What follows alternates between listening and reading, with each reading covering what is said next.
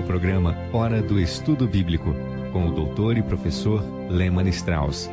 Este estudo é o resultado do tempo pessoal com o Senhor, da experiência de ministério pastoral e das conferências bíblicas do Dr. Lehmann Strauss, que nos instrui e encoraja com o ensino da Palavra de Deus. Agora com você, Hora do Estudo Bíblico, na apresentação de Aurélio Campos. Bem-vindos ao programa Hora do Estudo Bíblico. Por favor, abra sua Bíblia em Gênesis, capítulo 32.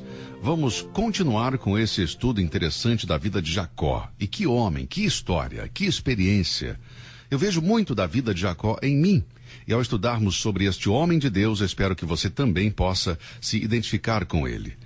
Mas antes de começarmos o nosso estudo de hoje, vamos buscar a Deus em oração. Pai querido, queremos entregar este tempo em Tuas mãos. Sabemos que sem Ti nada podemos fazer. Nós reconhecemos nossa fraqueza humana, as nossas falhas, os nossos fracassos, Senhor. Também reconhecemos que o poder vem de Ti, através do Espírito Santo. E creio que o estudo da Tua Palavra será de grande bênção para cada ouvinte, em especial nesse dia. Te pedimos, Senhor, que todos possam receber a porção necessária para serem fortalecidos, encorajados e que possam mudar as atitudes que devem ser mudadas. Oramos em nome do Senhor Jesus. Amém. Muito bem, Gênesis capítulo 32. Estamos vendo o retorno de Jacó para a terra de Canaã, o retorno ao lar. Ele deixou Labão e se dirige agora para a terra prometida, a terra de seus pais e seu irmão Esaú. E nos versículos 1 e 2, nós lemos: Jacó também seguiu o seu caminho, e encontraram-no os anjos de Deus. E Jacó disse quando os viu: Este é o exército de Deus. E chamou aquele lugar Maanaim. Este é o exército de Deus. O que ele quis dizer com isso? No último programa falamos sobre anjos. Eles são seres espirituais, não têm corpos humanos, ou seja, corpos de carne e osso. Mas podem habitar em corpos, podem entrar em corpos. Existem dois tipos de anjos: os caídos, que são os demônios, e aqueles que não caíram, que são santos. Agora, por vezes, seres espirituais agem sem estar em um corpo, e outras vezes usam um corpo, como acontece com os endemoniados. Essas pessoas são possuídas por um demônio, um anjo caído. E também existem os anjos que não caíram, e eles às vezes entram em corpos humanos. Bem, isso é o que vimos, por exemplo, em Gênesis capítulo 18, quando 3 homens apareceram a Abraão. Na verdade, eles eram anjos, seres espirituais que habitaram corpos de pessoas. Aqui no capítulo 32, Deus envia um exército de anjos. Jacó também seguiu o seu caminho e encontraram-no os anjos de Deus. E Jacó disse quando os viu: Este é o exército de Deus. Você percebe, amigo, o poder de Deus nunca é menor do que as nossas necessidades. Aqui em Maanaim, Jacó vê 2 acampamentos. Aqui temos 2 acampamentos, o acampamento de Jacó e o acampamento de Deus. De um lado está o exército dos servos de Jacó, que era numeroso. Jacó devia ter muitos servos, pois já está viajando com cerca de 1000 animais. Este é um número muito significativo de animais, sejam camelos, vacas, mulas, cabras e provavelmente muitas ovelhas. Portanto, Jacó tinha o seu próprio exército, homens que o ajudavam. E depois temos o exército de Deus. Portanto, há 2 acampamentos aqui. No livro de 1 Samuel, capítulo 17, temos uma história muito interessante que nos mostra algo sobre um exército de anjos. 1 Samuel 17 registra a luta entre Davi e Golias. Você se lembra que Davi era um menino, um jovenzinho, sem experiência no exército, que foi enfrentar um gigante de 3 metros? Vamos ler 1 Samuel, capítulo 17, a partir do versículo 41. Lemos assim: O filisteu também vinha se aproximando de Davi, e o que levava o escudo ia diante dele. E olhando o filisteu e vendo a Davi, o desprezou, porquanto era moço, ruivo e de gentil aspecto. Disse, pois, o filisteu a Davi: Sou eu algum cão, para tu vires a mim com paus?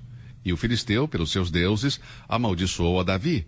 Disse mais o filisteu a Davi: Vem a mim, e darei a tua carne às aves do céu e às bestas do campo. Davi, porém, disse ao filisteu: Tu vens a mim com espada e com lança e com escudo, porém, eu venho a ti, em nome do Senhor dos Exércitos, o Deus dos exércitos de Israel, a quem tens afrontado. Aqui no versículo 45 temos a frase, o Senhor dos Exércitos. Senhor dos Exércitos, o Deus dos Exércitos de Israel. Deus tem exércitos, amigo? Sim, ele tem o seu exército. São anjos e pertencem a ele. Por isso aqui é chamado de o Senhor dos Exércitos. A palavra hebraica para Senhor dos Exércitos é Jeová Sabaote e vem da mesma raiz que congregar-se ou pronto para a batalha. E há momentos em que Deus chama os seus anjos para ir em socorro aos seus filhos. Este é Jeová Sabaote, o Senhor dos Exércitos. Continuando aqui com a nossa leitura de Samuel, Davi disse a Golias, tu vens a mim com espada e com lança e com escudo, porém eu venho a ti em nome do Senhor dos Exércitos, o Deus de Israel, a quem tens afrontado. Então, quem apareceu a Jacó em Gênesis capítulo 32? Jeová Sabaote, Senhor dos Exércitos, o Deus dos Exércitos. Deus vem em seu socorro, ele enviou um exército de anjos. Ele está lá na forma de anjo para ministrar a Jacó. O capítulo 32 de Gênesis trata de uma crise séria na vida de Jacó. No versículo 3 lemos, e enviou Jacó mensageiros adiante de si a Esaú, seu irmão, à terra de Seir, território de Edom. Ele está preocupado com seu outro inimigo. Lembre-se, eu mencionei que Jacó tinha dois inimigos, um fora da terra da promessa, ou seja, Labão, e o outro na terra da promessa, o irmão Esaú. E eles são uma tipologia do mundo e da carne. O mundo é o inimigo exterior do crente e a carne é o inimigo interior de cada um de nós. Jacó já alcançou a vitória sobre o mundo? Ele se separou e se distanciou de Labão, que representava o mundo? Aquela coluna de pedras erguida em Mispá era como uma barreira, como uma separação entre eles. Labão não podia ir até Jacó e Jacó nunca mais voltaria a Labão. Ele ficou separado do mundo, por assim dizer. Mas agora ele enfrenta um inimigo mais poderoso, enfrenta a carne. Precisa enfrentar seu inimigo interior, de sua própria carne e sangue, Esaú, de volta à terra prometida, na terra de Canaã. E sem saber o que vai acontecer, Jacó enviou uma delegação para entrevistar Esaú. E observe a maneira como ele fala, observe a linguagem usada. Assim direis a meu senhor Esaú, assim diz Jacó, teu servo. Meu senhor? Bom, agora como você pode observar, a palavra senhor está em letras minúsculas, o que indica que Esaú é o seu superior e ele é o servo. Esaú, meu senhor, eu sou seu servo. Isso demonstra medo. Jacó se esqueceu do exército de anjos? Ele esqueceu tão rápido que Deus apareceu para ele para garantir sua proteção divina? No versículo 5 diz, e tenho bois e jumentos, ovelhas e servos e servas, e enviei para anunciar a meu senhor, para que ache graça em teus olhos. Bom, Jacó fala como um homem que não tem a consciência tranquila e acho que este é o caso. Ele lembrou do engano, da briga familiar e a ameaça de morte de Esaú. E eu me pergunto, será que ele esqueceu do encontro que teve com Deus em Betel, no capítulo 28? Vamos voltar um pouquinho para o capítulo 28, são apenas algumas páginas atrás. Vamos até os versículos 13 e 15 do capítulo 28. Vamos ler. E eis que o Senhor estava em cima dela e disse, eu sou o Senhor Deus de Abraão, teu pai, e o Deus de Isaque. Esta terra em que estás deitado darei a ti e à tua descendência, e a tua descendência será como o pó da terra, estender-se-á ao ocidente e ao oriente, e ao norte e ao sul, e em ti e na tua descendência serão benditas todas as famílias da terra. E eis que estou contigo, e te guardarei por onde quer que fores, e te farei tornar a esta terra, porque não te deixarei, até que haja cumprido o que tenho falado. Jacó se esqueceu da promessa de que Deus estaria com ele? Que Deus iria protegê-lo? Esaú aparentemente ouviu que Jacó estava a caminho, porque o versículo 6 diz, e os mensageiros voltaram a Jacó, dizendo, fomos a teu irmão Esaú, e também ele vem para encontrar-te, e 400 homens com ele. Bom, isso é o suficiente para assustar Jacó. 400 homens? Bem, se necessário, ele está preparado para uma luta. É claro que Esaú não sabia qual era o sentimento do seu irmão Jacó para com ele. Esaú não esqueceu o que aconteceu no passado, como Jacó enganou e enganou seu pai. como Jacó barganhou o direito da primogenitura e a bênção de Esaú por um prato de lentilhas? E quando o mensageiro disse que Esaú vinha com 400 homens, eu tenho certeza que Jacó ficou paralisado de medo. Então Jacó imediatamente planejou algo.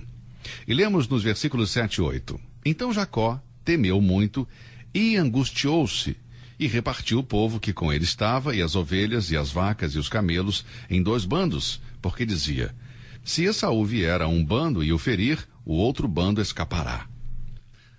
Agora, este plano não tem nada de errado. Alguns amigos e colegas meus, alguns comentaristas bíblicos, criticam Jacó por ter feito isso. Dizem que ele deveria ter orado primeiro. Veja que nos versículos 7 e 8 ele planeja, e em seguida, nos versículos 9 a 12, ele ora. Ele começa a sua oração no versículo 9. Disse mais Jacó: Deus de meu pai Abraão e Deus de meu pai Isaque, ó Senhor. Alguns críticos dizem: por que não orou primeiro e planejou depois? Bem, eu não posso julgar Jacó. O que Jacó fez nos versículos 6 e 7 é normal e natural. Ele estava protegendo a sua família, ele simplesmente estava fazendo algo que, penso eu, qualquer homem faria se soubesse que o inimigo está se aproximando. Fazer algo rápido para proteger seus entes queridos. Então lemos no versículo 7, e repartiu o povo que com ele estava, e as ovelhas, e as vacas, e os camelos em 2 bandos, em 2 grupos. Em outras palavras, se Esaú atacasse um acampamento e matasse todos, o outro conseguiria fugir. Para colocar de outra forma, Jacó não iria perder toda a sua família, nem todo o rebanho. Esse foi um plano rápido, típico de Jacó. Jacó sempre foi astuto, estava sempre pensando no futuro e fazendo planos, portanto, não me apresso em julgá-lo. Jacó aqui fez o que ele achava que devia fazer. Nos versículos 7 e 8 nós lemos isso. Mas nos versículos 9 a 10 temos as suas orações. Eu creio que aqui, começando com o versículo 9, podemos ver um pouco do que está no coração deste homem. Disse mais Jacó: Deus de meu pai Abraão e Deus de meu pai Isaque, o Senhor que me disseste, torna-te a tua terra e a tua parentela, e far-te-ei bem. Esta é uma oração muito interessante. Observe que ele não se refere a Deus como o Criador, mas o Deus de seu avô Abraão e seu pai Isaque. Ele falou com Deus com quem ele tinha um relacionamento, uma aliança. Deus de meu pai Abraão e Deus de meu pai Isaque, o Senhor que me disseste, torna-te a tua terra. Em outras palavras, Jacó conhecia Deus. Ele tinha um relacionamento com Deus. Ele estava se apoiando na fidelidade de Deus. Esta foi uma oração de fé, amigo. Veja, significa muito aproximar-se de Deus desta forma. Reconhecer a Deus baseado em um relacionamento seguro. Nós vamos diante de Deus não como o Deus de nossos antepassados, mas como o Deus e Pai de nosso Senhor Jesus Cristo. E, portanto, Ele se torna o nosso Deus e Pai também. Em termos de oração, isso é muito importante. Você e eu devemos saber que quando buscamos a Deus em oração, devemos primeiro ter um relacionamento com Ele, uma boa comunhão com Ele. E a única maneira que podemos ter esse relacionamento com Deus é através da fé em Cristo Jesus. Bom, aqui nós temos Jacó, chegando diante de Deus e reconhecendo esse relacionamento. A oração do Senhor, ou o Pai Nosso, como é chamado, na realidade não é a oração do Senhor. Cristo nunca poderia ter orado esta oração, porque esta oração é um pedido de perdão pelos pecados. Perdoai as nossas ofensas. Jesus não cometeu nenhum pecado, ele nunca pecou.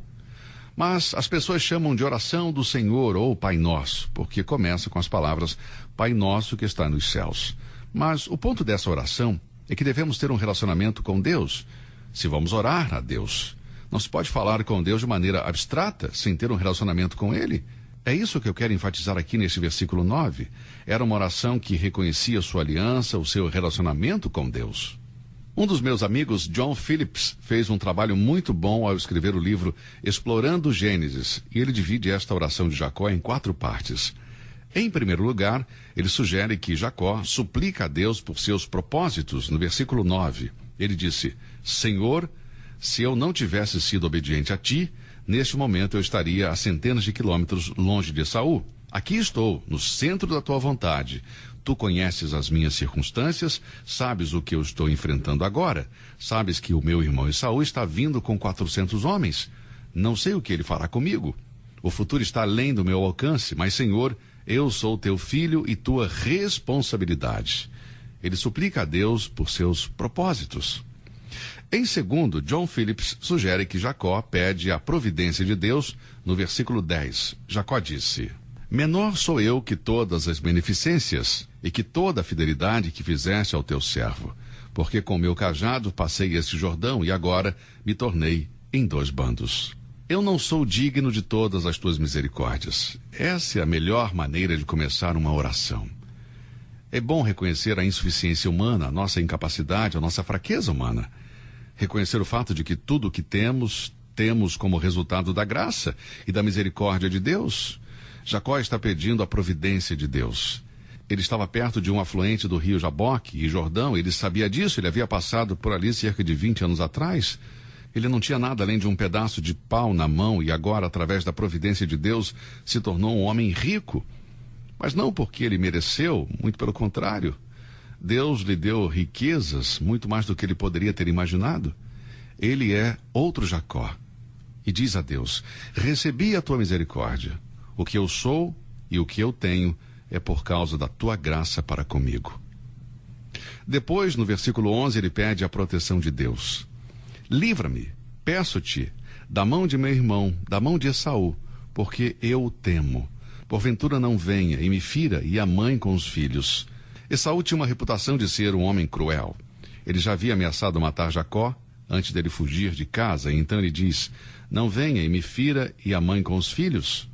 A imagem de um caçador matando os filhotes, apesar da mãe estar os protegendo debaixo das suas asas, com determinação e sem piedade nenhuma.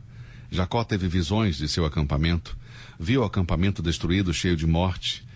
Ele já podia ver Raquel e Lia mortas. Ele podia ver os servos mortos, Judá morto, José morto. Por isso, ele pediu a proteção de Deus, e para que ele o livrasse da violência de Esaú. Esaú era um homem violento, ele queria matar Jacó. Então, em sua oração, ele pede para Deus o proteger. E depois, no versículo 12, ele clama pelas promessas de Deus. Ele lembra a Deus: veja, e tu o disseste, certamente te farei bem e farei a tua descendência como a areia do mar, que pela multidão não se pode contar. Este é um argumento forte, amigo. Devemos nos segurar com confiança e certeza nas promessas de Deus. Isso é o que o piedoso George Miller costumava fazer. George Miller erigiu um monumento à fidelidade de Deus em Bristol. Ele queria mostrar para uma geração sem fé que Deus existe e que Deus é um galardoador dos que o buscam. Em inúmeras ocasiões, George Miller construiu orfanatos para cuidar de crianças. O Dr. Pearson, que escreveu sua biografia, conta que quando George Miller orava, colocava o seu caso diante de Deus. Lembrava a Deus que os orfanatos eram dele, eram de Deus, e que os órfãos e as suas necessidades eram responsabilidade de Deus. E o próprio Deus havia prometido ser um pai para os órfãos, e ele constantemente lembrava essas coisas. Mas Jacó ainda era Jacó, e apesar desta oração ser uma oração digna, ele foi incapaz de deixar as coisas nas mãos de Deus.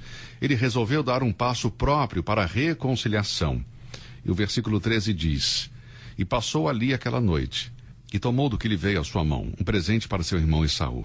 Agora, observe as coisas que mandou com esta delegação para aplacar a ira de seu irmão. 200 cabras e 20 bodes, 200 ovelhas e 20 carneiros, 30 camelas de leite com suas crias, 40 vacas e 10 novilhos, 20 jumentas e 10 jumentinhos. Agora, este é um presente de grande magnitude. Jacó devia ser um homem muito rico, está dando mais do que 500 animais para seu irmão Esaú, e depois nós lemos: e deu-os na mão dos seus servos, cada rebanho à parte, e disse a seus servos: passai adiante de mim, e ponde espaço entre rebanho e rebanho, e ordenou ao primeiro, dizendo: quando Esaú, meu irmão, te encontrar e te perguntar, dizendo: de quem és e para onde vais, e de quem são estes diante de ti, então dirás: são de teu servo Jacó, presente que envia ao meu senhor, a Esaú, e eis que ele mesmo vem também atrás de nós. Em outras palavras, ele está dizendo: peguem todos esses presentes e dividam em 3 grupos. Depois, levem o primeiro grupo até Esaú e digam que é um presente de Jacó. E em seguida, enviem o segundo grupo e digam que este também é um presente de Jacó. Em outras palavras, sigam entregando os presentes, que isto irá acalmar a sua ira. E depois, no versículo 20, lemos: e direis também: eis que o teu servo Jacó vem atrás de nós, porque dizia: eu o aplacarei com o presente que vai adiante de mim, e depois virei a sua face. Porventura ele me aceitará. Assim passou o presente adiante dele. Ele, porém, passou aquela noite no arraial. E levantou-se aquela mesma noite, e tomou as suas 2 mulheres, e as suas 2 servas, e os seus 11 filhos, e passou o val de Jaboque. E tomou-os, e fê-los passar o ribeiro, e fez passar tudo o que tinha. Jacó, porém, ficou só. Isto foi o que Jacó fez. Enviou todos os seus animais, mais de 500, com seus servos, para agradar o seu irmão Esaú, a quem não lhe via há mais de 20 anos, e depois escondeu sua família do outro lado do rio e ficou sozinho. O que aconteceu naquela noite em que Jacó ficou sozinho? Bem, terminem de ler o capítulo 32 para o nosso próximo programa. Vamos ver que Jacó ficou sozinho em uma experiência única, em um conflito com Deus. Vamos estudar sobre isso no nosso próximo encontro. Que Deus o abençoe e até lá. Você ouviu Hora do Estudo Bíblico com o professor e doutor Lehmann Strauss, na apresentação de Aurélio Campos. Se você deseja ouvir novamente esta mensagem, visite a nossa página na internet www.bbnradio.org. Fica o convite para você nos acompanhar amanhã, neste mesmo horário, aqui na BBN. Hora do Estudo Bíblico é uma produção da BBN.